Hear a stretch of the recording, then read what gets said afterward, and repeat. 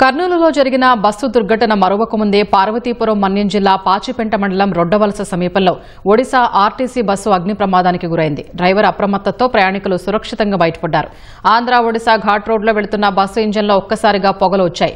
పొగలు రావడం గమనించిన డ్రైవర్ బస్సుని రోడ్డు పక్కన ఆపేశారు.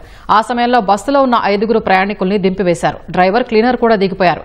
తర్వాత ఇంజన్లో మంటలు చెలరేగి బస్సు దగ్ధమైంది. వెంటనే అప్రమత్తమైన డ్రైవర్ ప్రయాణికుల్ని కిందకు దించేశారు.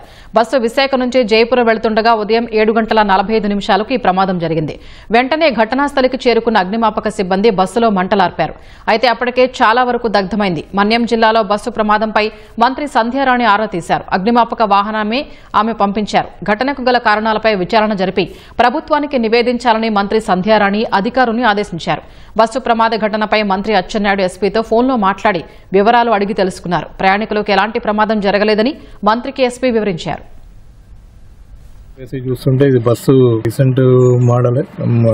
ఇంజన్ మేబీ ఘాట్ లో వేడెక్కడం వల్ల ఈ షార్ట్ సర్క్యూట్ జరిగి ఇంజన్ లో మంటలు వ్యాప్తి చెందడం వల్ల ఈ బస్సుకి ఫైర్ యాక్సిడెంట్ జరిగినట్టు ఉన్నది. ఫర్దర్ డీటెయిల్ గా ట్రాన్స్పోర్ట్ డిపార్ట్మెంట్ వాళ్ళతో ఫైర్ డిపార్ట్మెంట్ వాళ్ళతో ఇన్స్పెక్షన్ చేయించి దీనికి ఎందుకు ఈ ఫైర్ యాక్సిడెంట్ జరిగిందనే కారణాలు వెలికి తీస్తాం. Thank you.